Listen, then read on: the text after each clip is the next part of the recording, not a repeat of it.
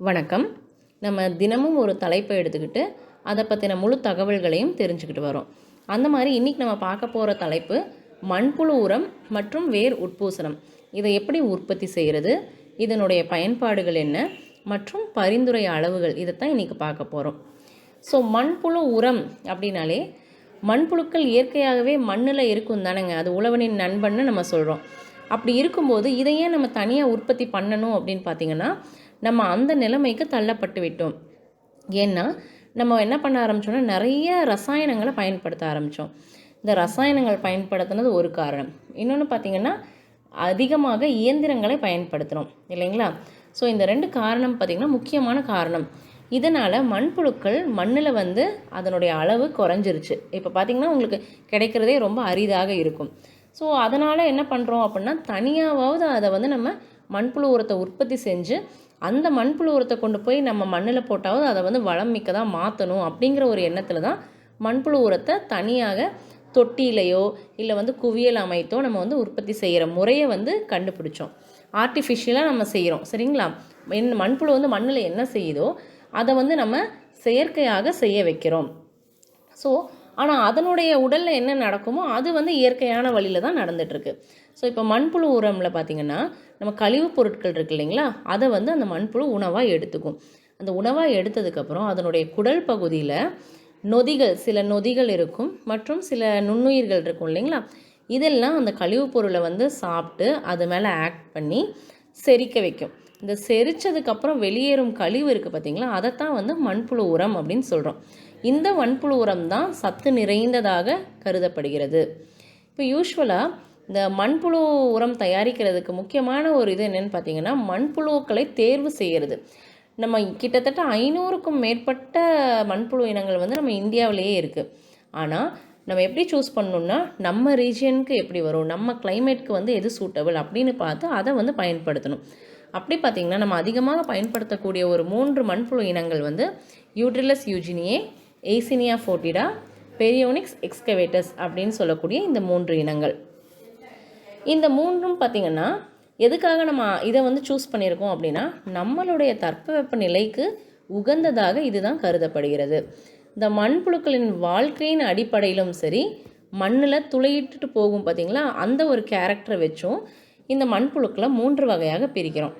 முதல் வகை என்ன பண்ணும் அப்படின்னா வேகமாக ஊர்ந்து செல்லக்கூடிய திறன் படைத்தது.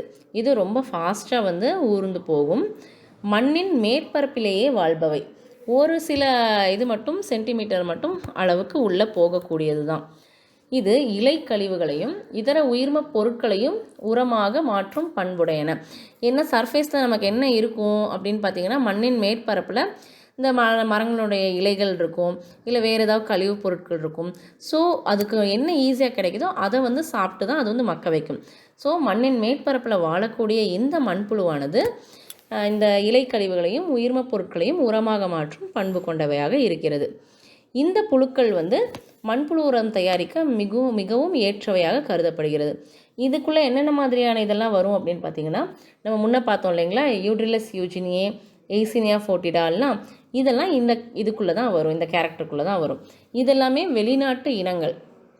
நம்ம உள்நாட்டு இனங்கள் என்னென்னு பார்த்திங்கன்னா பெரியோனிக்ஸ் எக்ஸ்கவேட்டர்ஸ்ன்னு சொன்னோம் இல்லைங்களா, அதுவும் டிராவிடா வில்சி அப்படின்னு சொல்லக்கூடிய உள்நாட்டு இனங்களும் இந்த மேற்பரப்பில் வாழக்கூடிய வேகமாக ஊர்ந்து செல்லக்கூடிய இனங்கள் அப்படின்னு சொல்கிறோம். அடுத்து 2ஆம் வகை மண்ணின் நடுப்பகுதியில், அதாவது ஒரு 10லேருந்து 30 சென்டிமீட்டர் ஆழத்துக்குள்ளே வாழும் தன்மை கொண்டவை. இது என்ன பண்ணும் பார்த்திங்கன்னா அனைத்து உயிர்ம பொருட்களையும் உண்பதோடு மண்ணின் அமைப்பையும் மாற்றக்கூடிய திறன் கொண்டது.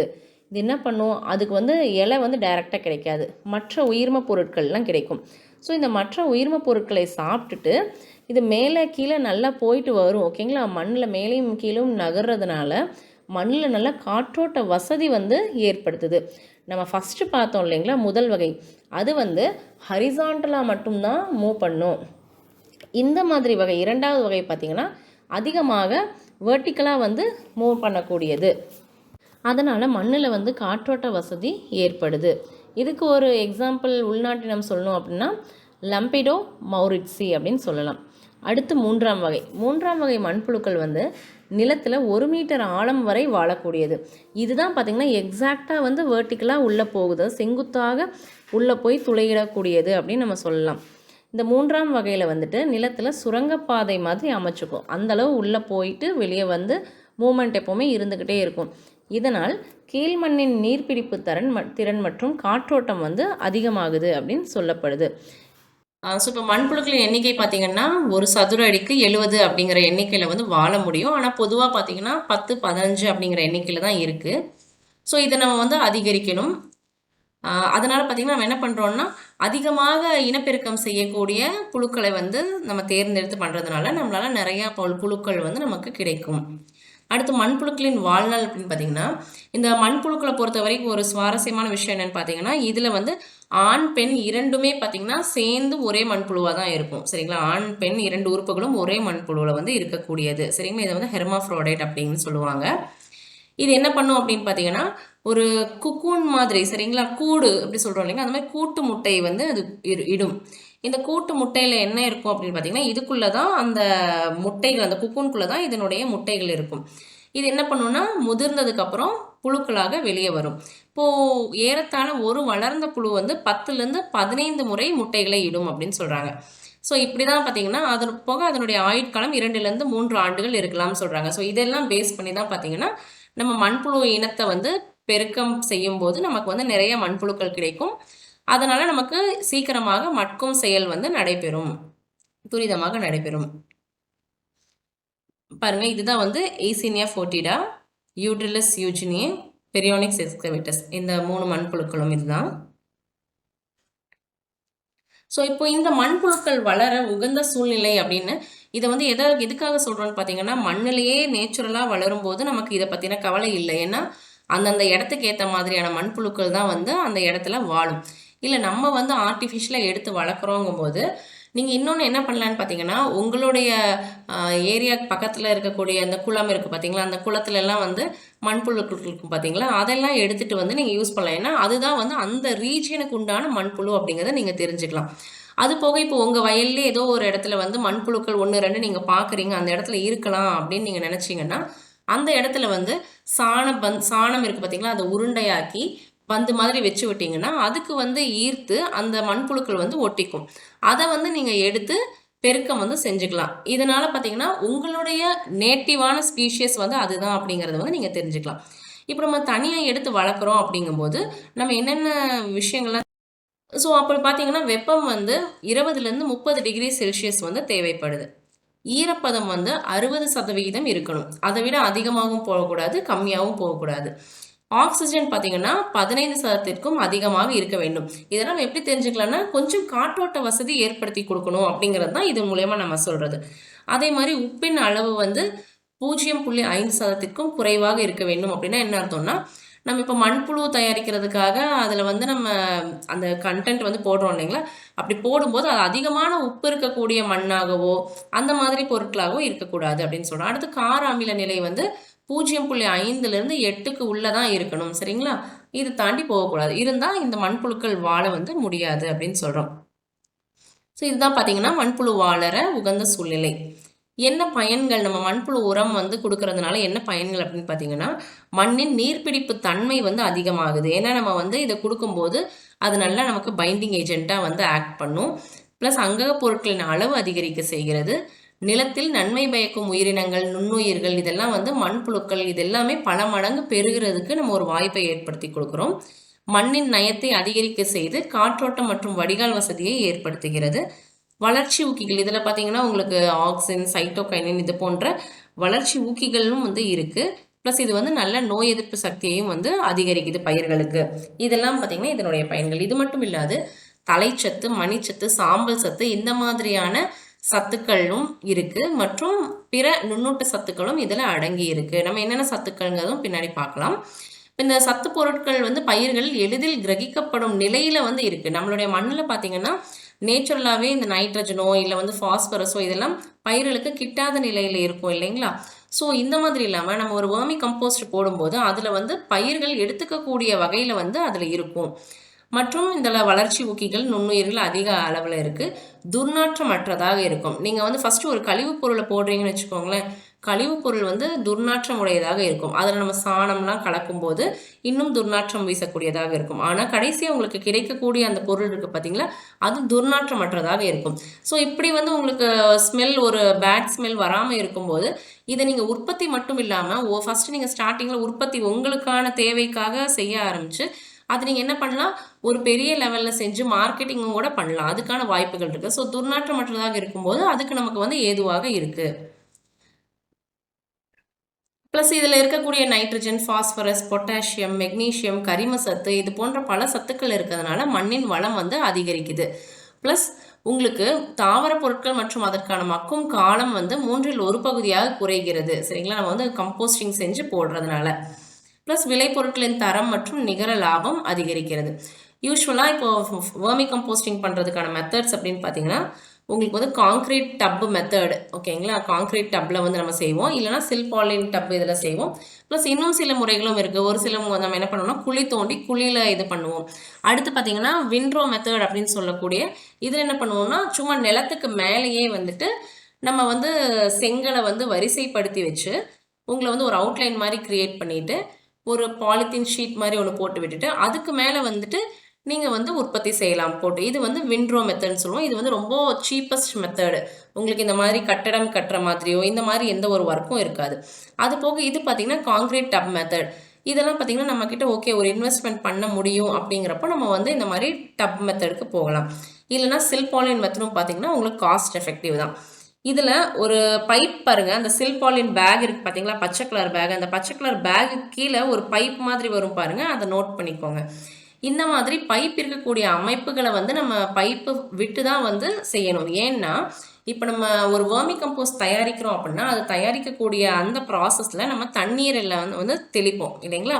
இந்த மக்கும் செயல் வந்து துரிதமாக நடைபெறதுக்காக, ப்ராப்பராக நடக்கிறதுக்காக அப்பப்போ காஞ்சிருக்கிறதுக்கு முன்னாடி நம்ம வந்து தண்ணீர் வந்து தெளிப்போம். இந்த தண்ணீர் வந்து அப்படியே ஒவ்வொரு லேயராக கீழே ஊடுருவி வந்து நல்ல சத்து நிறைந்த தண்ணீராக வெளியே வரும். சரிங்களா, இதுக்கு பேர் வெர்மி வாஷ்ன்னு சொல்லுவாங்க. இதுவும் வந்து பார்த்திங்கன்னா ஹைலி நியூட்ரியன்ட் கண்டென்ட் இருக்கக்கூடியது. அதனால் என்ன பண்ணுறோன்னா அந்த தண்ணீரையும் நம்ம கலெக்ட் பண்ணுறதுக்காக தான் இந்த மாதிரி பைப்ஸ் வைக்கிறோம். ஸோ இந்த பைப்ஸ் நோட் பண்ணிக்கோங்க. ஸோ இப்போ வந்து மண்புழு உரம் தயாரிக்கிறதுக்கு வந்து கழிவுகளை வந்து தேர்ந்தெடுக்கிறோம். கழிவுகளை தேர்ந்தெடுக்கிற ஃபஸ்ட் நம்ம என்ன பண்ணுறோம் அப்படின்னு பார்த்தீங்கன்னா கால்நடை கழிவுகள் ஆகட்டும், இல்லை பண்ணை கழிவுகள், பயிர் கழிவுகள், காய்கறி கழிவுகள், மலர் அங்காடி கழிவுகள், வேளாண் சார்ந்த கழிவுகள், இந்த மாதிரி உங்களுக்கு எது இருந்தாலுமே இது வந்து மண்புழு உரம் தயாரிக்கிறதுக்கு வந்து மிக சிறந்தது அப்படின்னு சொல்கிறோம். இது நம்ம என்ன பண்ணுவோம் யூஸ்வலாக அப்படின்னு பார்த்தீங்கன்னா இந்த பயிர் கழிவுகள் இருக்கு இல்லைங்களா, இது எல்லாத்தையும் வந்து சின்ன சின்ன துண்டுகளாக வெட்டிடணும். சின்ன சின்ன துண்டுனா எவ்வளோனா ஒரு 2 இன்ச்சு எல்லாம் ஒரு 10 சென்டிமீட்டர் இருக்கிற மாதிரி, 2.5 இன்ச் இருக்கிற 2.5 சென்டிமீட்டர், இந்த மாதிரி நம்ம வந்து சின்ன சின்னதாக பிச்சு போட்டணும். இதுக்கு பார்த்தீங்கன்னா நீங்கள் ஒரு லார்ஜ் ஸ்கேலில் பண்ணுறப்போ மிஷின்ஸ் வச்சும் நீங்கள் செய்யலாம். இதுக்கு பார்த்தீங்கன்னா உங்களுக்கு ஷ்ரெட்டர்லாம் வந்துருச்சு. அதுக்குள்ளே நீங்கள் அந்த பயிர் கழிவை உள்ளே விட்டிங்கன்னா போதும், உங்களுக்கு துகள் துகளாக வந்து ஆக்கி கொடுத்துரும். ஸோ இதை வந்து நம்ம என்ன பண்ணுறோம், சின்ன சின்ன இதாக செஞ்சிடறோம். ஏன்னா நம்ம இந்த மாதிரி சின்ன சின்ன துகள்களாக செஞ்சு அதனுடன் சாணத்தை கலந்து வைக்கும்போது பார்த்தீங்கன்னா மக்கிற செயல் வந்து சீக்கிரமாக நடைபெறும். இந்த பாதி மக்குனது இருக்குது பார்த்தீங்களா, இதைத்தான் கொண்டு போய் நம்ம என்ன பண்ணணும், மண்புழுக்களுக்கு சாப்பிட்றதுக்காக கொடுக்கணும். அப்படி இல்லை அப்படியே நம்ம டைரெக்டாக கொடுத்தோம் அப்படின்னா என்ன ஆகும், அந்த டைரெக்டாக கொடுக்குற குப்பை வந்து மக்கும் செயல் ஆரம்பிக்கும் போது இடையில அதிகமான வெப்பம் வந்து உண்டாகும். அந்த வெப்பம் வந்து மண்புழுக்களால் தாக்கு பிடிக்க முடியாது. அப்போ வந்து இந்த மண்புழுக்கள் செத்துரும். ஸோ இதெல்லாம் வந்து நம்ம குறைக்கிறது தான் என்ன பண்ணுறோன்னா ஃபஸ்ட்டே வந்து ஒரு அந்த பீஸாக கட் பண்ணி போட்ட இந்த கழிவுகள் எல்லாத்தையுமே வந்து சாணத்தோடு கலந்து வச்சு அதை வந்து பாதி மக்கினதுக்கப்புறம் நம்ம வந்து பயன்படுத்துகிறோம். அடுத்தது வந்து நம்ம இது வந்து இப்போ என்ன பண்ணுறோம்னா நம்ம சாப்பிட்றதுக்கான அந்த உணவுப் பொருளை தயாரிச்சிட்டோம். அடுத்தது உகந்த மண்புழுவை தேர்ந்தெடுக்கணும். உகந்த மண்புழுவை நம்ம ஆல்ரெடி பார்த்த மாதிரி நிலப்பரப்பின் மேல் வாழக்கூடிய மண்புழு ரகம் வந்து நம்ம மோஸ்ட்லி வந்து இதைத்தான் யூஸ் பண்ணுறோம். ரொம்ப ஆழத்தில் வாழக்கூடிய மண்புழு ரகம் வந்து இதுக்கு வந்து உகந்தது கிடையாது. ஸோ நம்ம என்ன பண்ணலான்னா யூட்ரிலஸ் யூஜினியே, ஏசினியா ஃபோர்டிடா, இந்த மண்புழுக்கள் வந்து நம்ம பெஸ்ட்டு. ப்ளஸ் இந்த ரெண்டை காட்டிலும் ஆஃப்ரிக்கன் மண்புழுன்னு சொல்லக்கூடிய இந்த யூட்ரிலஸ் யூஜினி இருக்குது பார்த்தீங்களா, இது வந்து ரொம்பவும் சிறந்தது. ஏன்னா வந்து இது அதிக அளவு மண்புழுக்களை வந்து உற்பத்தி செய்யக்கூடியது. ப்ளஸ் அதிக அளவு சாப்பிடும், நிறைய சாப்பிடும். சரிங்களா? நிறைய சாப்பிட்டு அதை வந்து வெளியே வந்து எச்சமாக வெளியிடும்போது நமக்கு நிறைய மண்புழு உரமும் வந்து கிடைக்குது அப்படின்னு சொல்கிறோம். யூஸ்வலாக பார்த்தீங்கன்னா ஒரு மண்புழு வந்து அதனுடைய உடலின் எடை எவ்வளோ இருக்கோ அந்த அளவுக்கு தான் வந்து அதை எடுத்துக்கும், சாப்பிடும் அப்படின்னு சொல்கிறாங்க. ஸோ எந்த அளவு மண்புழுக்கள் வந்து அதிகமாக இருக்கிறதோ அந்த அளவுக்கு வந்து நமக்கும் மண்புழு உரம் அதிகமாக கிடைக்கும். அந்த டைஜஷன் ப்ராசஸும் பார்த்திங்கன்னா உங்களுக்கு நிறையா நடக்கும். அடுத்து மண்புழு உர உற்பத்திக்கான இடத்தை வந்து தேர்ந்தெடுக்கிறோம். இந்த இடம் எப்படி இருக்கணும் அப்படின்னு பார்த்தீங்கன்னா நிழலுடன் கூடிய இடமாக இருக்கணும். ஏன்னா நம்ம அது என்ன டெம்பரேச்சரில் வந்து வாழக்கூடியது அப்படின்லாம் பார்த்தோம். ஸோ அதுக்கேற்ற மாதிரி நம்ம நிழலான இடத்தை தான் வந்து தேர்ந்தெடுக்கணும். ஈரப்பதமும் குளிர்ச்சியும் இருக்கக்கூடிய பகுதியாக இருக்கணும். உங்களுக்கு டைரக்ட் சன்ரைஸ் வந்து வெயிலோட படுற மாதிரி இருக்கக்கூடாது. நம்ம ஏதாவது யூஸ் பண்ணாத மாட்டு தொழுவம் இருந்தாலோ கோழி பண்ணை கட்டிடங்கள் இருந்தாலோ வந்து அதை நம்ம பயன்படுத்திக்கலாம். மோஸ்ட்டாக வந்து திறந்த வெளியில் வந்து இப்போ நம்ம செஞ்சோன்னா சப்போஸ் மழை அடிச்சதுன்னா அதுக்கு வந்து நம்ம பாதுகாத்துட்டு இருக்கணும். ஸோ மோஸ்ட்டாக வந்து ஒரு கூரை போட்டு அதுக்கு கீழே இருக்கிற மாதிரி பார்த்துக்கிட்டோம்னா நம்மளால் வந்து இதை நமக்கு அந்த நம்ம ப்ராப்பர் நம்மளோட இது என்னென்னா மண்புழு உரம் வந்து ப்ராப்பராக தயாரிக்கணும். ஸோ அந்த செயல் வந்து சிறப்பாக நடைபெறுறதுக்கு இந்த மாதிரியான ப்ரொசீஜர்ஸ்லாம் ஃபாலோ பண்ணணும். ப்ளஸ் மண்புழு உர உற்பத்திக்கான கட்டமைப்புகள், சப்போஸ் நம்ம இப்போ காங்க்ரீட் டேப் பார்த்தோம் இல்லைங்களா, ஸோ இந்த மாதிரி காங்க்ரீட் டேப் மாதிரி செய்யணும் அப்படின்னா உயரம் வந்து ஒரு 2 அடி. சரிங்களா? 2 அடியிலேருந்து 3 அடி அப்படிங்கிறது தான் வந்து உங்களுக்கு ஒரு ஆப்டான ஹைட்டு அப்படின்னு சொல்கிறோம். ஏன்னா ரொம்ப அதிகமாக போக போக பார்த்தீங்கன்னா உங்களுக்கு என்ன ஆகும்னா இதில் தான் வந்து ப்ராப்பரான ஹீட் வந்து மெயின்டைன் ஆகும். 2 அடியிலேருந்து 3 அடி அப்படிங்கிறப்போ ப்ராப்பரான ஹீட் வந்து மெயின்டைன் ஆகும். ரொம்ப அதிகமாக போகும்போது உங்களுக்கு இந்த மக்கக்கூடிய ப்ராசஸ் வந்து ரொம்ப டிலே ஆகும். அதனால் நமக்கு உரம் வந்து நம்ம நினச்ச டைமில் நமக்கு கிடைக்காது. அகலம் ஒரு 3 அடி வச்சுட்டு லென்த்து வந்து நீங்கள் கொட்டகையில் வைக்கிறீங்களோ இல்லை எந்த லென்த்துக்கு உங்களுக்கு இடம் இருக்கோ அதுக்கேற்ற மாதிரி நீளத்தை வந்து நீங்கள் அதிகரிச்சுக்கலாம். அடுத்து இப்போ நம்ம மண்புழு உர உற்பத்திக்கான படுக்கை. இதுக்கு முன்னாடி இப்போ ஃபர்ஸ்ட் ஸ்டெப் நம்ம வந்து அந்த சின்ன சின்ன பீசஸாக வந்து ஸ்ட்ரெட் பண்ணுறோன்னு பார்த்துக்கிட்டோம் இல்லைங்களா. இதை சின்ன சின்ன பீஸாக வெட்டி வச்சுக்கிட்டு என்ன பண்ணணும்னா 60 நாள் வந்து இதை காய விடணும். எப்படி அப்படின்னா உங்களுக்கு இதை நல்லா பரப்பி விட்டு இதில் வந்து சாணம் இருக்குது பார்த்தீங்களா, 1 டன் பயிர் கழிவுக்கு 1 டன் சாணம் ப்ளஸ் டிஎன்ஏயோட பயோ மினரலைசர் அப்படின்னு சொல்லுவோம், அது வந்து ஒரு 2 கிலோ. இதை வந்து என்ன பண்ணுறோம், போட்டு நல்லா மிக்ஸ் பண்ணி தண்ணீர் தெளித்து ஈரம் இல்லாத பொழுது வந்து நம்ம தண்ணீர் தெளிக்கணும். சரிங்களா? காஞ்ச மாதிரி நமக்கு தெரியும், தண்ணீர் தெளித்து திரும்பவும் வந்து நல்லா திருப்பி விடணும். இப்படி வந்து நீங்கள் செஞ்சு வச்சிங்க அப்படின்னா 60 நாளில் வந்துட்டு உங்களுக்கு ஒரு ப்ரீ டைஜஸ்டட் மெட்டீரியல் அப்படின்னு சொல்லக்கூடிய பாதி மக்கிய அந்த கழிவு வந்து நமக்கு கிடைச்சிரும். இப்போ இந்த கழிவை தான் எடுத்து நம்ம என்ன பண்ணுறோம்னா இந்த மண்புழு உர உற்பத்திக்கான படுக்கை இருக்கு இல்லைங்களா, இந்த படுக்கையில் வந்து போட போகிறோம். அதுக்கு ஃபஸ்ட்டு நம்ம என்ன பண்ணணும் அப்படின்னா ஒரு டப்போ இல்லை வந்து சில்பாலின் பேக்கோ நம்ம ரெடி பண்ணி வச்சுக்கிறோம் இல்லைங்களா, அதில் வந்து கீழே அந்த பைப்பு வர்ற மாதிரி ஸ்ட்ரக்சர் வந்து ரெடி பண்ணிக்கணும். இப்போ அதுக்கு அடுத்தது என்ன பண்ண போகிறோம்னா நெல் உமி இல்லைன்னா தென்னை நார் கழிவு, கரும்பு தோகை. ஸோ உங்கள் ரீஜனில் என்ன கிடைக்குதோ அதை வந்து இப்போ கரும்பு தோகைலாம் இருக்குன்னா கொஞ்சம் சின்ன சின்ன பீசஸாக வெட்டி ஃபஸ்ட்டு வந்து கீழ் அடுக்கில் வந்து இதுதான் இருக்கும். ஃபஸ்ட்டு ஒரு 3 சென்டிமீட்டர் உயரத்துக்கு வந்து கீழ் அடுக்கில் இந்த மாதிரி நெல் உமிகள், தென்னை நார் கழிவு, கரும்பு தோகை இந்த மாதிரி விஷயத்த வந்து நம்ம பரப்பி விடும். அதுக்கப்புறம் இன்னும் ஒரு 3 சென்டிமீட்டருக்கு என்ன பண்ணணும்னா ஆற்று மணல், தோட்டக்கால் மண் இதெல்லாம் இருக்குது பார்த்தீங்களா, இதை வந்து போடணும். போட்டு இதுக்கு மேலே தண்ணீர் வந்து தெளித்து விடணும். ஸோ இப்போ அந்த தொட்டிக்கு மேலே வந்து போட வேண்டிய 2 லேயர், ஃபஸ்ட்டு 2 லேயர் என்னங்கிறத நம்ம பார்த்துட்டோம். இதுக்கு அடுத்தது தான் நம்ம ஆல்ரெடி வந்து மக்கிய கழிவுகள் ரெடி பண்ணி வச்சுருக்கோம் இல்லைங்களா, அதை எடுத்து இந்த கழிவு படுக்கையில் வந்து போடணும். இந்த பாதி மக்கிய கழிவுகளை வந்து நம்ம இதில் போடும்போது எப்போவுமே வந்து இது வந்து விளிம்பு வரை போடணும். விளிம்பு வரை நல்லா ஃபில் பண்ணிவிட்டு இதில் எப்போவுமே ஒரு 60% வந்து ஈரப்பதம் இருக்கிற மாதிரி நம்ம பார்த்துக்கணும். அது எப்படி 60% பார்க்குறது அப்படின்னு பார்த்தீங்கன்னா நீங்கள் அந்த கழிவு இருக்குது பார்த்தீங்களா, அதை எடுத்து இப்படி கையில் பிடிச்சி நல்லா அமுக்கி பார்த்தீங்க அப்படின்னா தண்ணீர் வந்து அப்படியே நிறைய வடிஞ்சிச்சுன்னு வச்சுக்கோங்களேன், 60%க்கும் அதிகமாக ஈரப்பதம் இருக்குது அப்படின்னு அர்த்தம். அந்தளவு நமக்கு இருக்கக்கூடாது. இதுவே நீங்கள் கையில் பிடிச்சி அமுக்கி பார்க்கும்போது ரொம்ப அப்படியே உதிர்ந்து கொட்டுதுன்னு வச்சுக்கோங்களேன் அந்த கழிவுகள், அப்போ என்ன அர்த்தம்னா ரொம்ப ட்ரையாக இருக்குன்னு அர்த்தம். இப்படி இல்லாமல் நம்ம கையில் பிடிக்கும்போது நமக்கு வந்து கையில் வந்து ஒட்டணும் லைட்டாக. சரிங்களா? இந்த மாதிரி இருந்தால் 60% ஈரப்பதம் இருக்குன்னு அர்த்தம்.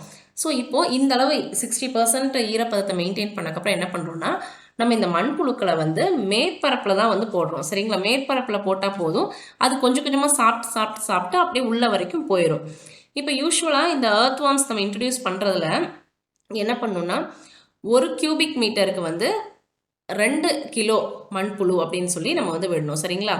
இப்போது ஒரு சில இதில் பார்த்தீங்கன்னா 1 கேஜின்னு சொல்லுவாங்க. டிஎன்ஏ வந்து 2 கிலோ மண்புழுக்களை வந்து நம்ம இன்ட்ரடியூஸ் பண்ணலாம் அப்படின்னு சொல்லி சொல்கிறாங்க. ஸோ மண்புழு வந்து நம்ம மேலேயே போட்டால் போதும், கீழே தான் போடணுங்கிற அவசியம் இல்லை. இப்போ இதுக்கு மேலே நம்ம ரெகுலராக எப்போல்லாம் காஞ்ச மாதிரி இருக்கும் அப்போ வந்து 60% வந்து வாட்டர் ஈரப்பதம் மெயின்டைன் ஆகிற மாதிரி தண்ணீர் தெளித்து விடணும். ப்ளஸ் இதை வந்து திருப்பி விட்டுருக்கணும். இப்படி செஞ்சோம் அப்படின்னு பார்த்தீங்கன்னா உங்களுக்கு அதுக்கப்புறம் ஒரு 30 நாளில் வந்து மண்புழு உரம் வந்து தயாராகிடும். ஆல்ரெடி நம்ம 60 நாள் வந்து அந்த ப்ரீ டைஜஸ்ட் மெட்டீரியல் மாதிரி வச்சு பாதி மக்கிய கழிவை எடுத்துகிட்டு வந்து போடுறோம். போட்டதுக்கப்புறம் பார்த்தீங்கன்னா உங்களுக்கு 1 மாதத்தில் மண்புழு உரம் வந்து ரெடி ஆயிரும். இந்த மண்புழு உரம் வந்து எப்படி அறுவடை பண்ணணும் அப்படின்னு பார்த்தீங்கன்னா, எப்போவுமே நீங்கள் ஃபஸ்ட்டு வந்து இந்த 30 டேஸ் கழித்து மேலே இருக்கிறத அறுவடை செஞ்சிடலாம். அதுக்கப்புறம் வாரம் ஒரு முறை வந்து திரும்பவும் வந்து நீங்கள் மண்புழு எது வரைக்கும் தெரியுதோ அது வரைக்கும் நீங்கள் வந்து என்ன பண்ணலாம், அறுவடை செஞ்சுக்கலாம். அப்போ என்ன அர்த்தம்னா மேலே இருக்கிறது எல்லாத்தையுமே மண்புழு வந்து சாப்பிட்டு உரம் ஆக்கிருச்சு. அதுக்கப்புறம் அடுத்த லேயர் கீழே போயிருச்சுன்னு அர்த்தம். ஸோ நீங்கள் என்ன பண்ணலாம், நீங்கள் மண்புழு எது வரைக்கும் தெரியுதோ அது வரைக்கும் மேலே இருக்கக்கூடிய கழிவுகள் எல்லாத்தையும் அறுவடை செய்து விடலாம். அதுக்கப்புறம் திருப்பி ஒரு வாரம் நீங்கள் டைம் கொடுத்தீங்கன்னா என்ன ஆகும்னா மண்புழு தெரிகிற இடம் வரைக்கும் நம்ம வந்து அறுவடை பண்ணிக்கலாம். இதில் என்னன்னு பார்த்தீங்கன்னா நீங்கள் அறுவடை பண்ணும்போது இந்த மாதிரி செஞ்சுட்டு அதுக்கப்புறம் இப்போ மேலே நீங்கள் அறுவடை பண்ணி வச்சுருக்கீங்க இல்லைங்களா, அந்த மண்புழு உரத்தினை அப்படியே வந்து நம்ம கொஞ்சம் நிழலில் வந்து காய வச்சுட்டு என்ன பண்ணணும்னா ஜலிக்கணும். உங்களுக்கு வந்து இந்த ஜல்லடை இருக்குது பார்த்தீங்களா, அந்த ஜல்லடையில் வந்துட்டு நீங்கள் போட்டு ஜலிக்கும் போது என்ன ஆகும்னா கீழே நமக்கு கிடைக்குது பார்த்தீங்களா, அந்த இதுதான் வந்துட்டு உங்களுக்கு மண்புழு உரமாக கிடைக்கக்கூடியது. மேலே வந்து இன்னும் கொஞ்சம் பெரிய பெரிய பார்ட்டிக்கலாக இருக்குது, சரியாக மக்காதது, அதெல்லாம் மேலேயே நின்றும். அதை நீங்கள் மறுபடியும் எடுத்து அந்த தொட்டிலே போட்டுடலாம். சரிங்களா? இப்போது நீங்கள் கீழே வந்து கலெக்ட் பண்ணி வச்சுருக்கீங்க இல்லைங்களா மண்புழு உரம், அதை வந்து இன்னும் அதில் ஆல்ரெடி வந்து சத்துக்கள் நிறைந்ததாக இருக்கும். அதை இன்னும் ஊட்டமேற்றுவதற்காக என்ன பண்ணலாம் அப்படின்னா இந்த அசிட்டோபாக்டர், அசோஸ்பைரிலம், பாஸ்போபாக்டீரியா, சூடோமோனாஸ் இந்த மாதிரிலாம் நம்ம சொல்கிறோம் இல்லைங்களா, இதையெல்லாம் நம்ம என்ன பண்ணலாம், இந்த உயிர் உரங்கள் எல்லாத்தையுமே மண்புழு உரத்தோட கலக்கிறது மூலயமா நம்மளால் ஊட்டமேற்ற முடியும். இதுக்கு என்ன பண்ணுறோன்னா 1 டன் கழிவிற்கு 1 கிலோ அசோஃபாஸ் அப்படிங்கிற கணக்கில் வந்துட்டு ஒரு 15லேருந்து 20 நாளைக்கு வந்து நல்லா கலந்து விட்டு அதை ஷேட் ட்ரை தான், ஓகேங்களா? எப்போவுமே வெயிலில் காய வைக்காதீங்க, ஏன்னா சத்துக்கள் எல்லாமே உங்களுக்கு எவாப்ரேட் ஆகி போயிடும். அப்படி இல்லாமல் நீங்கள் ஷேட் ட்ரை பண்ணுறது மூலியமாக உங்களுக்கு வந்து என்ன ஆகும்னா இப்போ இருக்கக்கூடிய அந்த மண்புழு உரமே இன்னும் வந்து செறிவூட்டப்பட்ட உரமாக மாறிடும். இதை வந்து நம்ம பயன்படுத்தலாம்.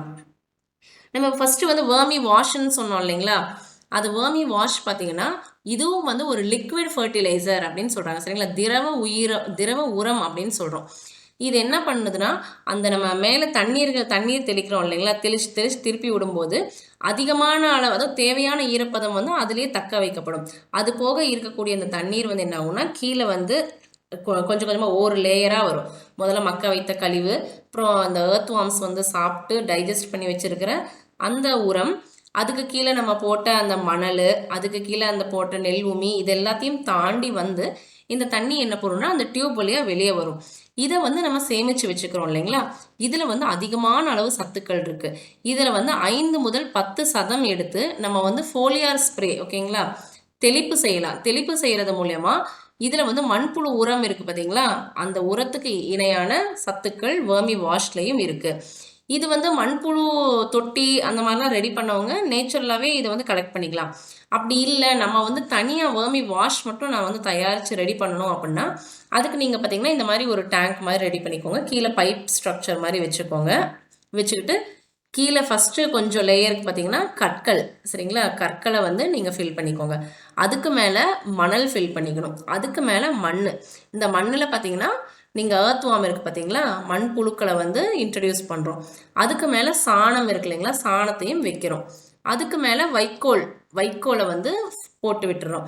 இதுக்கு மேலே நம்ம என்ன பண்ணுறோம்னா தண்ணியை வந்து சொட்டாக சொட்டிக்கிட்டே இருக்கிற மாதிரி ஒரு பக்கெட்டில் வந்து கீழே வந்து ஹோல்ஸ் போட்டு அது சொட்டிக்கிட்டே இருக்கிற மாதிரி வந்து நம்ம ஒரு ஸ்ட்ரக்சரை ஏற்படுத்தி வைக்கிறோம். இது அப்படியே சொட்டி ஒவ்வொரு லேயராக கீழே வந்து நம்ம கடைசியில் பார்த்தீங்கன்னா 15 டேஸ் கழித்து நம்ம வந்து வேர்மி வாஷ் அப்படிங்கிறத வந்து கலெக்ட் பண்ணிக்கலாம். இது வந்து நம்ம ஆர்டிஃபிஷியலாக வந்து செஞ்சுக்கலாம். அதாவது மண்புழு உரப்படுக்கையை தயாரிக்காமல் செய்யணும்னா இந்த மாதிரி நம்ம வந்து செஞ்சுக்கலாம். இந்த மண்புழு உரத்தில் என்னென்ன சத்துக்கள் இருக்குது அப்படின்னு பார்த்தீங்கன்னா அங்கக கார்பன் 9 முதல் 17% வந்து உங்களுக்கு அங்கக கார்பன் இருக்குது. ஸோ இதுதான் வந்து நம்ம மண்ணுக்கு வந்து தேவையானது. இந்த அங்கக கார்பன் இருந்துச்சுன்னா மற்ற சத்துக்கள் எல்லாத்தையுமே வந்து கொண்டு வந்துடலாம். ஸோ நம்ம மண்ணுக்கு வந்து அங்கக உரம் கொடுக்கறதுக்கு இது ரொம்ப முக்கிய பங்கு வகிக்குது. அடுத்து தலைச்சத்து வந்து 0.5%லேருந்து 1.5% வரைக்கும் உங்களுக்கு நைட்ரஜன் சோர்ஸ் கிடைக்குது. அடுத்து மணிச்சத்து வந்து 0.10லேருந்து 0.30% வரைக்கும் மணிச்சத்து கிடைக்குது. சாம்பல் சத்து வந்து 0.15லேருந்து 0.56 வரைக்கும் கிடைக்குது.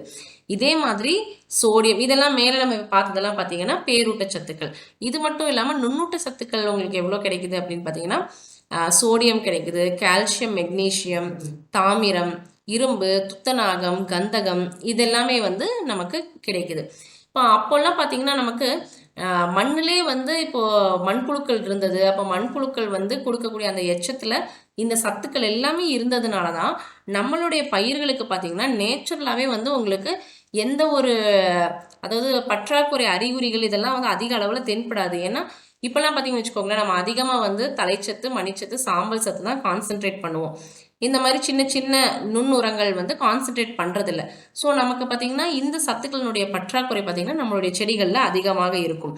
ஸோ முன்னாடிலாம் பார்த்திங்கன்னா இதெல்லாம் இருக்காது. ஏன்னா இயற்கையாகவே வந்து நம்மளுடைய மண்ணில் இந்த மண்புழுக்கள் மூலமோ மற்ற நுண்ணுயிர்கள் மூலமோ அந்த சத்துக்கள் எல்லாமே கிடைச்சிக்கிட்டு இருந்துச்சு. ஸோ அதனால தான் பாருங்கள், இதை கால்குலேட் பண்ணி பார்க்கும்போது உங்களுக்கு பேரூட்டம் மட்டும் இல்லாமல் நுண்ணூட்ட சத்துக்களும் கிடைக்குது. அப்படிங்கிறப்போ நம்மளுடைய பயிர் வந்து நல்லா வளர்கிறதுக்கு வழிவகை செய்யும். ஸோ இதை வந்து நம்ம நோட் பண்ணிக்கலாம். இது வந்து பரிந்துரை பண்ணுற அளவு அப்படின்னு பார்த்தீங்கன்னா, இப்போ நெல்லுக்கு வந்து 1 ஏக்கருக்கு 2 டன் அளவுக்கு கொடுக்கலாம் அப்படின்னு சொல்கிறாங்க. இது எப்போ கொடுக்கணும்னா கடைசி உழவிற்கு முன் வந்து அடி உரமாக கொடுக்கலாம். அடுத்து கம்பு, சோளம், கேழ்வரகு, மக்காச்சோளம். ஸோ இந்த மாதிரியான தானிய பயிர்களுக்கு 1 ஏக்கருக்கு 1 டன் கொடுக்கலாம். இதுவும் வந்து கடைசி உழவிற்கு முன் அடி உரமாக கொடுக்கணும். அடுத்து பயிர் வகை பயிர்கள் இருக்குது பார்த்தீங்களா, இது எல்லாத்துக்குமே வந்து 1 ஏக்கருக்கு 500 கிலோலேருந்து 1 டன் வரைக்கும் கொடுக்கலாம். இது வந்து நீங்கள் இப்போது உளுந்துன்னா வந்து 500 கிலோ அளவுக்கு கொடுத்தா போதும். நிலக்கடலை இந்த மாதிரி பயிர்களுக்கெல்லாம் பார்த்தீங்கன்னா 1 டன் வரைக்கும் கொடுக்குற மாதிரி இருக்கும். ஸோ இதெல்லாம் வந்து கடைசி உழவிற்கு முன் அடியுரமாக கொடுக்கணும். கரும்புக்கு வந்து 1 ஏக்கருக்கு 2 டன் நீங்கள் வர்மி கம்போஸ்ட் கொடுக்கலாம். இது வந்து பார்களில் அடியுரமாக இட வேண்டும். பருத்தி, மஞ்சள் இதுக்கெல்லாம் வந்து 1 ஏக்கருக்கு 2 டன், இதுவும் அடியுரமாக கொடுக்குறோம். தென்னை பார்த்திங்கன்னா ஒரு மரத்துக்கு வந்து 5 கிலோ. இது வந்து நடும் முன் குழியில் இட வேண்டும். அப்போ தான் வந்து உங்களுக்கு ரொட்டீனாக அந்த நியூட்ரியன் வந்து கிடைச்சிக்கிட்டே இருக்கும், அது வளர்கிற ஒவ்வொரு ஸ்டேஜ்லேயும். அடுத்து வாழையாக இருந்துச்சுன்னா 1 கிலோவுக்கு வந்து ஒரு மரத்துக்கு வந்து 1 கிலோ வந்து கொடுக்கணும். இது நட்ட 3ஆம் மற்றும் 5ஆம் மாதங்களில் அந்த ட்ரீக்கு வந்து கொண்டு போய் கொடுக்கணும், அதோட இதுக்கிட்ட கிடைக்கிற மாதிரி, ரூட் கிட்ட கிடைக்கிற மாதிரி. அடுத்து மாமரம், சப்போட்டா, முந்திரி, மாதுளை, பலா இதெல்லாம் வந்து மரம் ஒன்றிற்கு 5 கிலோ தேவை. இது வந்து பருவமழை, தென்மேற்கு பருவமழையின் போது அந்த டைம் பார்த்து இதுக்கு வந்து கொடுக்கணும். அப்புறம் திராட்சை வந்து செடி ஒன்றிற்கு 2 கிலோ. இது ஏப்ரல் மற்றும் அக்டோபர் மாதங்களில் நம்ம கவாத்து செஞ்சு முடிச்சதுக்கப்புறம் கொடுக்கணும். அப்போ தான் அந்த இருக்கக்கூடிய அந்த நல்ல இலை செடி இதுக்கு வந்து நம்ம அளிக்கக்கூடிய சத்துக்கள் வந்து கிடைக்கும். ஸோ கவாத்து செஞ்சதுக்கப்புறம் கொடுக்கணும்.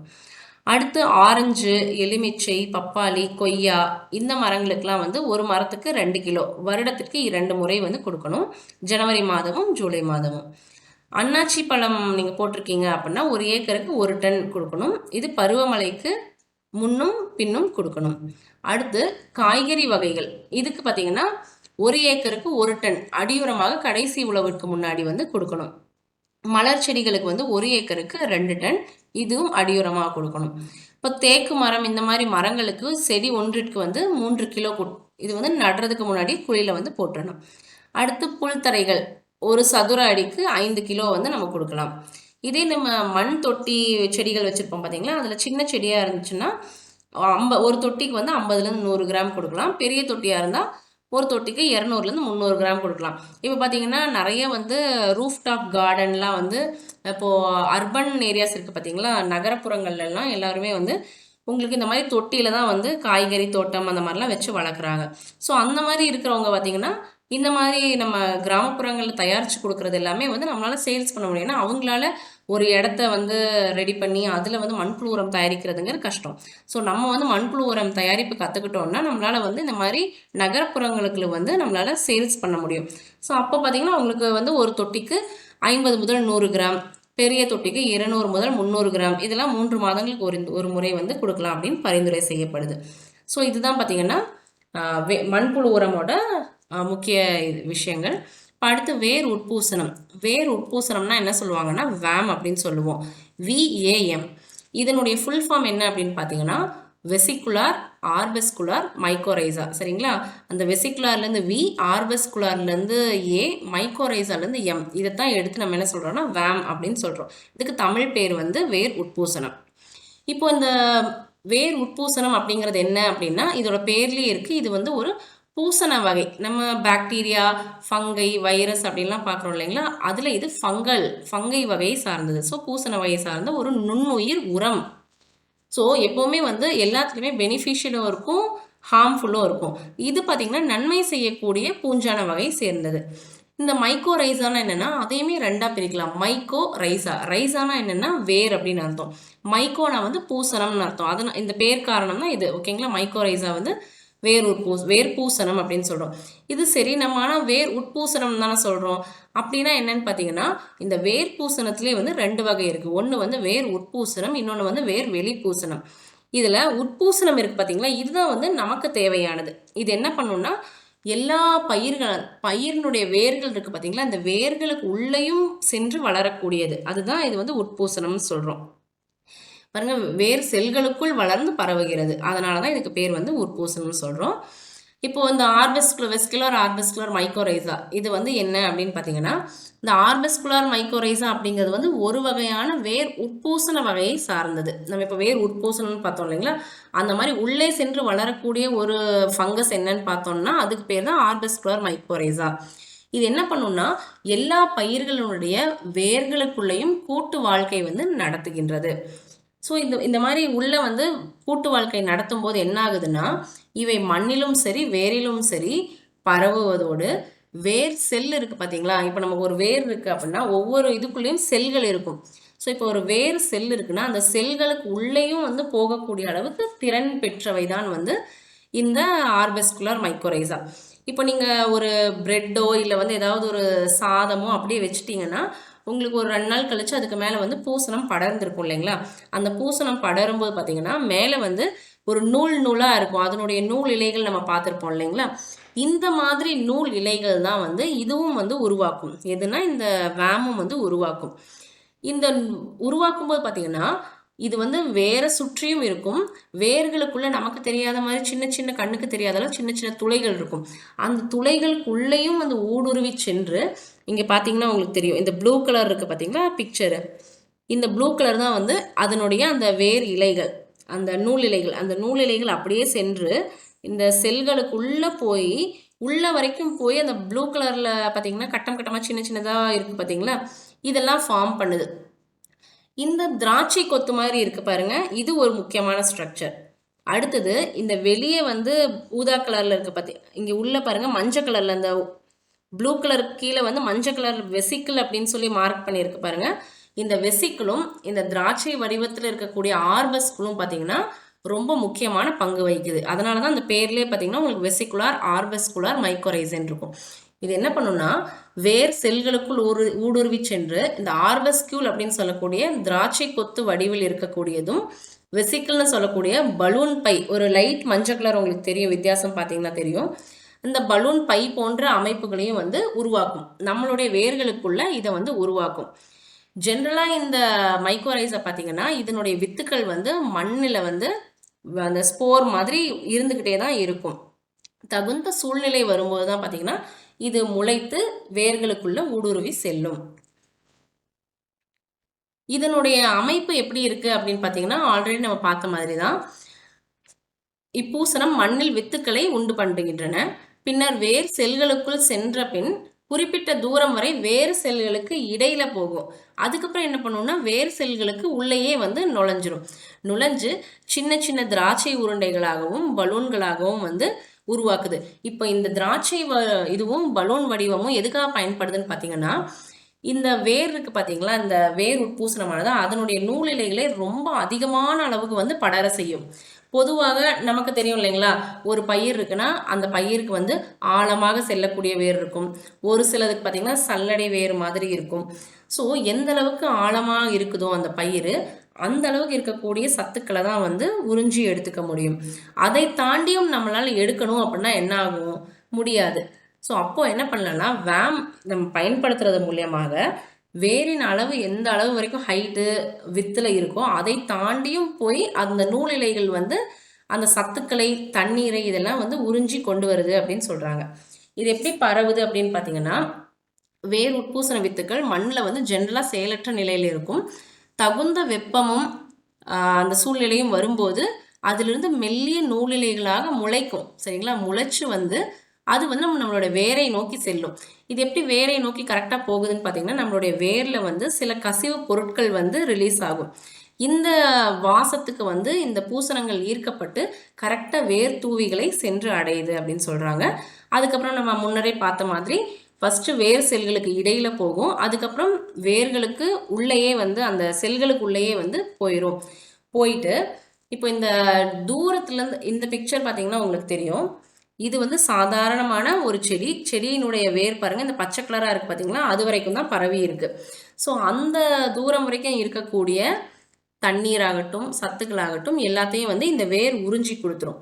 அதை தாண்டியும் இப்போ வந்து ஒரு வறட்சி காலம் இருக்குது அப்படிங்கிறப்போ நமக்கு வந்து தண்ணீர் கிடைக்காது இல்லைங்களா, பயிருக்கு சத்துக்களும் கிடைக்காது. ஸோ அந்த மாதிரி டைமில் நம்ம இந்த வேம் யூஸ் பண்ணும்போது, அந்த வேம் பாருங்கள் இந்த ரோஸ் கலரில் இருக்குது பார்த்தீங்களா, அந்த இமேஜ்னு வச்சுக்கோங்க. இப்போ நம்ம வேம் பயன்படுத்துறது மூலமா என்ன ஆகுது, சாதாரணமாக அந்த வேர் எவ்வளோ தூரம் வளருதோ அதை தாண்டியும் போய் இருக்கக்கூடிய சத்துக்களை வந்து உறிஞ்சி கொண்டு வந்து அந்த வேர்கிட்ட கொடுக்குது பார்த்தீங்களா. இந்த வேலையை தான் வந்து செய்யும் இந்த வேம் அப்படிங்கிறது. அதிலும் வந்து பொதுவாக என்ன பண்ணுன்னா, இந்த சத்துக்களை வெளியிலேருந்து இழுக்குது இல்லைங்களா, வெளியிலேருந்து உறிஞ்சி கொண்டு வந்து இந்த திராட்சை கொத்து போல இருக்கக்கூடிய அமைப்புகளில் வந்து சேகரித்து வச்சிடும். அதே மாதிரி இந்த வெசிக்கிள்னு இருக்குது பார்த்தீங்களா, இந்த வெசிக்கிள்னு இருக்கக்கூடிய அமைப்பில் வந்து சேகரித்து வச்சிடும். இது என்ன பண்ணுன்னா, ஒரு 7லேருந்து 10 நாள் தான் வந்து இந்த ஆர்பெஸ்கியூல் வெசிக்யூல்லாம் உயிர் வாழும்.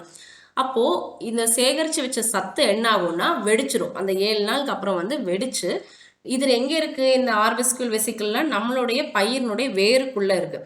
அப்போது அது வெடிக்கும் போது அந்த சத்துக்கள் எங்கே ரிலீஸ் ஆகும், நம்மளுடைய பயிரினுடைய வேர்களில் ரிலீஸ் ஆகும். அது அப்படியே டைரெக்டாக வந்து நம்மளுடைய பிளான்ட் வந்து எடுத்துக்கும். அடுத்தது மறுபடியும் இதே மாதிரி ஆர்பெஸ்கியூல் இந்த திராட்சை கொத்து இந்த பலூன் வடிவம் இருக்குது பார்த்தீங்களா, இது மறுபடியும் வந்து உருவாகும் போது தூரத்தில் இருக்கக்கூடிய சத்துக்கள் எல்லாத்தையும் உறிஞ்சி கொண்டு வந்து திரும்பவும் அதில் சேகரித்து வைக்கும். திரும்பவும் அது என்ன பண்ணுன்னா, ஒரு 7 நாள்லேருந்து 10 நாளுக்குள்ளே வந்து அது வெடிச்சிடும். வெடிக்கும் போது டைரெக்டாக இந்த மாதிரி வந்து சத்துக்களாகட்டும் தண்ணீராகட்டும் நம்மளுடைய பிளான்ட்டுக்கு வந்து தொடர்ந்து கிடைச்சிக்கிட்டே இருக்கும். இதுதான் வந்து இந்த வேர் உட்பூசணத்தினுடைய பெரும் பங்கு.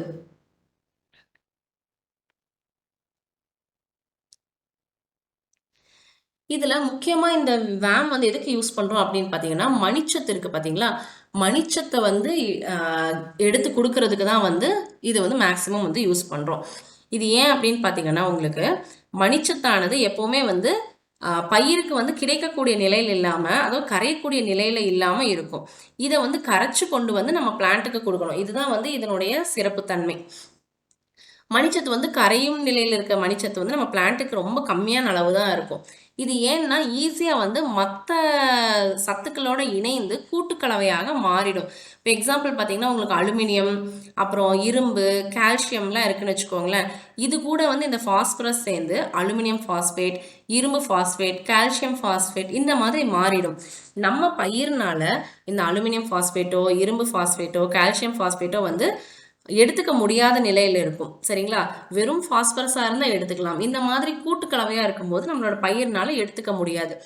ஸோ இது வெறுமா இருந்தாலுமே என்ன ஆகும்னா, கரையிற நிலையில் இருக்காது. நமக்கு கரைஞ்சிருந்தால் தான் ஃபாஸ்பரஸை நம்மளோட பயிர் வந்து எடுத்துக்க முடியும்.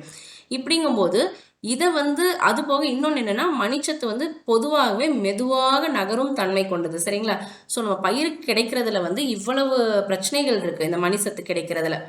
ஸோ இப்போ என்ன பண்ணுறோம் அப்படின்னா, இந்த வேர் தூவிகள் என்ன பண்ணும் அப்படின்னா, அப்படியே அதனுடைய நூலிலைகளை பரப்பி விட்டு மண்ணில் வந்து எங்கெங்கே இருக்கோ அதை வந்து அப்படியே கரைச்சி கொண்டு வந்து மணிச்சத்தை வந்து அப்படியே உறிஞ்சி கொண்டு வந்து டைரெக்டாக அந்த வேர் செல்களுக்குள்ளேயே கொடுக்குது. சரிங்களா? இது வந்து ஒரு பாசிட்டிவ் இது. அதனால நமக்கு மணிச்சத்து அளவு வந்து நம்ம பயிர்களுக்கு வந்து அதிகமாக கிடைக்கிறதுக்கு வாய்ப்புகள் இருக்குது. இப்போ நம்ம வேம் பயன்படுத்துறது மூலயமா ஒரு ஹெக்டருக்கு 25லேருந்து 35 கிலோ வரையிலான மணிச்சத்து வந்து கொடுக்குறோம். டைரெக்டாக வந்து அந்த பிளான்ட்டுக்கே கொடுக்குறோம். சரிங்களா? இதனால் மணிச்சத்தினுடைய உபயோகத்தன்மையும் தன்மையும் அதிகரிக்குது. இது மட்டும் இல்லாமல் வேறு என்னென்ன பணிகள் இது செய்யும் அப்படின்னு பார்த்தீங்கன்னா, மணிச்சத்து மட்டும் இல்லாமல் தலை சத்து அளவினை அதிகரிக்கிறதுக்கும் நம்ம வந்து இந்த வேர் உட்பூசணத்தை பயன்படுத்தலாம். இது போக நுண்ணூட்ட சத்துக்களான இரும்பு, துத்தநாகம், காப்பர் இதையும் வந்து அதிக அளவில் உறிஞ்சி நம்மளுடைய செடிகளுக்கு கொடுக்குது. இது மட்டுமின்றி நூலிழைகள் மூலம் நீரையும் அதிக அளவு வந்து உறிஞ்சி கொண்டு வந்து நம்ம பிளான்ட்டுக்கு கொடுக்குது.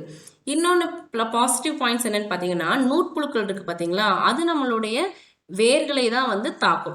அது வேர்களை தாக்கும்போது எப்படி தாக்கும்னு பார்த்தீங்கன்னா, நம்ம வேரில் வந்து ஆல்ரெடி வந்து ஹோல்ஸ் துளைகள் இருக்கும். அந்த துளைக்குள்ளே இந்த நூற்புழு வந்து நுழைஞ்சு உள்ளே இருக்கக்கூடிய சத்துக்களை உறிஞ்சு சாப்பிட்டு அது வந்து வளர ஆரம்பிக்கும். இப்போ நம்ம வேர் உட்பூசணம் கொடுக்கும்போது என்ன ஆகுதுன்னு பார்த்தீங்கன்னா, அந்த துளைகளுக்குள்ள இந்த நூற்புழுலாம் வர்றதுக்கு முன்னாடியே வந்து நம்மளுடைய இந்த வேம் வந்து உள்ளே பூந்துருது. அப்போ இப்போ வந்து அந்த நூற்புழுக்கள் உள்ளே போகிறதுக்கு வந்து உங்களுக்கு துளைகளே இல்லாத இதாகிடுது இல்லைங்களா? அப்படி இருக்கும்போது ஆல்ரெடி வந்து இந்த உட்பூசணமே வந்து ஃபுல்லாக ஆக்கிரமிச்சிருச்சு. அப்படிங்கிறப்போ நூற்புழுக்கள் வந்து உள்ளே செல்ல முடியாது. ஸோ அதனால் அதனுடைய தாக்கத்தை வந்து கட்டுப்படுத்தலாம். இது போக வேறு என்ன பயன்கள் இருக்குது அப்படின்னு பார்த்தீங்கன்னா, நம்ம இப்போ வேம் கொடுக்கும்போது இது வந்து கூட்டு வாழ்க்கை நடத்துது இல்லைங்களா நம்மளுடைய வேர்களோட. இது மட்டும் இல்லாமல் மற்ற நன்மை செய்யும் நுண்ணுயிர்களோட எண்ணிக்கையும் வந்து பெருக்குது அப்படின்னு சொல்கிறோம். ப்ளஸ் இந்த மண்ணின் உயிர்ப்பு திறனை அதிகரித்து மண்ணின் வளத்தை மேம்படுத்துகிறது. ஸோ இது மட்டும் இல்லாமல் செடிகளின் வளர்ச்சியை துரிதப்படுத்தி மகசூல் 10% அதிகரிக்க செய்கிறது. இதெல்லாம் வந்து இதனுடையது. இப்போ வந்து இது எப்படி வந்து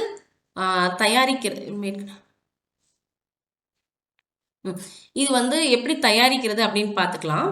நம்ம எப்படி இது மண்புழு உரத்தை பற்றி பார்த்தோம், அதனுடைய தயாரிப்பு பார்த்தோம் இல்லைங்களா? அந்த மாதிரி மைக்கோரைசா வேர் உட்பூசணத்தையும் பார்த்தீங்கன்னா நம்மளே வந்து உற்பத்தி செய்யலாம். இது உற்பத்தி செய்கிறதுக்கு வந்து நமக்கு என்ன வேணும் அப்படின்னு பார்த்தீங்கன்னா, வெர்மிகுலைட் அப்படிங்கிற ஒரு வகை மண் ஊடகம் வேணும். நம்ம இதை வந்து நேச்சுரலாக மண்ணில் வளர்க்காம வெர்மிகுலைட்னு சொல்லக்கூடிய இதுவும் பார்த்தீங்கன்னா மண்ணனுடைய ஒரு மினரல் தான். ஓகேங்களா?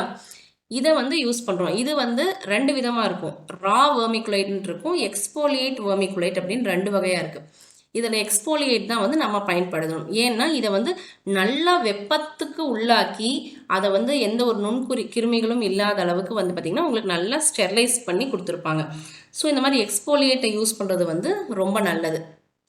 ஸோ இந்த மண்ணில் நம்ம வளர்க்க போகிறதில்ல. இப்போ நம்ம என்ன பண்ணுறோம்னா வெர்மிகுலைட்டை வந்து யூஸ் பண்ணிக்கிறோம். இந்த உற்பத்தி செய்கிறதுக்கு பார்த்திங்கன்னா நம்ம இங்கே கூறப்பட்ட அளவில் வந்து குழியை எடுத்துக்கிறோம். சரிங்களா? ஒரு குழியை எடுத்துக்கிறோம். அப்படி இல்லைன்னா நீங்கள் வந்து இப்போ எப்படி நம்ம ஒரு காங்க்ரீட் டப்பு பார்த்தோம் இல்லைங்களா வெர்மி கம்போஸ்ட் செய்யும்போது, அதே மாதிரி ஒரு காங்க்ரீட் டப்பு மாதிரியும் கூட நம்ம ரெடி பண்ணிக்கலாம். நம்மக்கிட்ட இன்வெஸ்ட் பண்ணுறதுக்கு எந்த அளவு இருக்கோ அது மாதிரி நீங்கள் டப்லேயும் செஞ்சுக்கலாம், இல்லை குழி எடுத்து அதுலேயும் செஞ்சுக்கலாம். இப்போ இதில் என்ன பண்ணுறோம்னா கீழே வந்துட்டு ஒரு பாலித்தீன் விரிப்பு வந்து விரிச்சிட்டு அதில் வந்து ஹோல்ஸ் போட்டுடணும். ஏன்னா நம்ம சப்போஸ் ஏன்னா தண்ணி வந்து அதிகமாக இருந்தால் இது வந்து வளராது. ஸோ தண்ணீர் வந்து அப்படியே ட்ரெயின் ஆகிறதுக்காக இந்த மாதிரி நம்ம பண்ணிடுறோம். அடுத்து இதில் என்ன பண்ணுறோம்னா கிருமி நீக்கம் செய்யப்பட்ட அந்த எக்ஸ்போலியேட்னு சொல்கிற பார்த்தீங்களா, அந்த வெர்மிகுலைட்டை வந்து ஒரு 100 கிலோ வந்து நம்ம அதில் ஸ்ப்ரெட் பண்ணிக்கிறோம். அப்படின்னா அதுக்கு மேலே 10 கிலோ வந்து இந்த வேர் உட்பூசணத்தை வந்து பரவலாக தூவி விடணும். சரிங்களா? இந்த வேர் உட்பூசணம் எப்படி இருக்கும் அப்படின்னு பார்த்தீங்கன்னா இதுவும் அந்த மண்ணு மாதிரியே தான் இருக்கும். எதுனா வெர்மிகுலைட் இருக்குது பார்த்தீங்களா, அது மாதிரியே தான் இருக்கும். இது நீங்கள் வந்து ஒரு 10 கிலோ வாங்கி தூவி விட்டுறீங்க. இதுக்கப்புறம் என்ன பண்ணணும்னா நல்லா சுத்தம் செய்த சோளம் அல்லது மக்காச்சோளம், இது மேக்ஸிமம் பார்த்தீங்கன்னா நம்ம வளர்க்கும் போது சோளம், மக்காச்சோளம், அப்புறம் பூண்டு இந்த மாதிரியான இதில் தான் வந்து வளர்க்கணுன்ட்டு ஒரு இது இருக்குது. பட் யூஸ்வலாக பார்த்தீங்கன்னா சோளம், மக்காச்சோளத்தில் தான் வளர்க்குறாங்க. ஸோ நல்லா சுத்தம் செய்த சோளம் இல்லைன்னா மக்காச்சோளம் விதைகள் இருக்குது பார்த்தீங்களா, அந்த விதையை என்ன பண்ணணும்னா செடிக்கு செடி ஒரு 4லேருந்து 5 சென்டிமீட்டர் கேப் இருக்கலாம். வரிசைக்கு வரிசை வந்து 10 சென்டிமீட்டர் கேப் இருக்கிற மாதிரி அப்படியே ஊனி விட்டுறணும். சரிங்களா? ஊனி விட்டுட்டு நம்ம வந்து லைட்டாக அதை க்ளோஸ் பண்ணி விட்டு வெர்மிகுலைட் வச்சே க்ளோஸ் பண்ணிவிட்டு 2 நாளைக்கு ஒருக்கா வந்து அதில் தண்ணீர் நம்ம வந்து கொடுத்துக்கிட்டே இருக்கணும். நம்ம ஆல்ரெடி வந்து வேம் வந்து அந்த வேமனுடைய வித்தையும் போட்டாச்சு. இப்போ வந்து சோளத்தையும் நம்ம வந்து நடவு செஞ்சாச்சு. நட்டாச்சு. இப்போ நம்ம என்ன பண்ணுறோம்னா 50லேருந்து 60 நாட்களுக்கு வந்து ரெகுலராக இது வந்து ட்ரை ஆகிறப்பெல்லாம் வந்து தண்ணீர் நம்ம கொடுத்துக்கிட்டு இருக்கோம். இப்போ 50லேருந்து 60 நாட்கள் கழித்ததுக்கப்புறம் இப்போ நீங்கள் என்ன பண்ணலான்னா இந்த சோளம் இருக்குது பார்த்தீங்களா, தேவைக்கேற்ப தண்ணீர் விடணும். 60 நாட்கள் வரைக்கும் செடியை வளர விட்டு பின்னர் செடியின் தண்டு பகுதியை முழுவதுமாக நீக்கிவிட வேண்டும். இப்போ என்ன பண்ணுறோன்னா அப்படியே அந்த ஒரு செடியை வந்து பிடுங்கிடுறோம். பிடுங்கி எடுத்துட்டு கீழே இருக்க வேர் பகுதி இருக்குது பார்த்தீங்களா, அந்த வேர் பகுதியில் வந்து வேம் வந்து நல்லா வளர்ந்துருக்கும். சரிங்களா? ஸோ இப்போ என்ன பண்ணுறோம், அந்த வேர் துண்டுகள் இருக்கு இல்லைங்களா, அதை மட்டும் அப்படியே அங்கேயே வந்து அந்த மண் மேலேயே வந்து என்ன பண்ணுறோம், சின்ன சின்ன ஒரு 2 சென்டிமீட்டர் 2 சென்டிமீட்டர் இருக்கக்கூடிய துண்டுகளாக அப்படியே வெட்டி வெட்டி வெட்டி வெட்டி நம்ம வந்து அதில் போட்டுறோம். சரிங்களா? இந்த மாதிரி ஒவ்வொரு செடியையும் தனியாக பிடுங்கி எடுத்து, சரிங்களா, அந்த மண்ணெல்லாம் வேஸ்ட் ஆகிடக்கூடாது. அந்த வேரை ஒட்டி நிறைய மண் இருக்கும், அந்த மண்ணில் எல்லாமே வேம் இருக்கும். அதனால் அதை நீங்கள் வேஸ்ட்டே பண்ணிடக்கூடாது. அப்படியே அந்த தொட்டிலே காட்டி உதிர விட்டு அந்த வேர்களையும் சின்ன சின்னதாக வெட்டி விட்டுறணும். ஏன்னா அந்த வேர்களுக்குள்ளே இருக்கிறது எல்லாமே பார்த்திங்கன்னா அந்த வேமினுடைய வித்துக்கள் அதுலேயும் இருக்குது. ஸோ இந்த மாதிரி நல்ல எல்லா செடிகளையும் பிடுங்கி எடுத்து அதனுடைய வேரை வந்து சின்ன சின்ன துண்டுகளாக்கி மண் எல்லாமே எங்கேயுமே வேஸ்ட் பண்ணாத மாதிரி அதிலே கொட்டி விட்டுட்டு இப்போ என்ன பண்ணணும்னா நல்லா நீங்கள் வந்துட்டு கலக்கணும். இப்போ அந்த வெர்மிகுலேட் மீடியம் இருக்குது பார்த்தீங்களா, அதை அப்படியே நல்லா கலக்கி இதை வந்து நீங்கள் என்ன பண்ணலான்னா பேக் பண்ணி நீங்கள் யூஸ் பண்ணலாம், இல்லை பேக் பண்ணி சேலும் பண்ணிக்கலாம். இதுதான் வந்து பார்த்திங்கன்னா வேம் உற்பத்தி பண்ணுற முறை. இந்த வேம் உற்பத்தி பண்ணதுக்கப்புறம் எந்த அளவு ரெக்கமெண்டேஷனில் நம்ம வந்து கொடுக்கலாம் அப்படின்னு பார்த்தீங்கன்னா, நாற்றங்கால் பயிருக்கு வந்து பார்த்திங்கன்னா ஒரு சதுர மீட்டர் நாற்றங்காலுக்கு 100 கிராம் போடலாம்.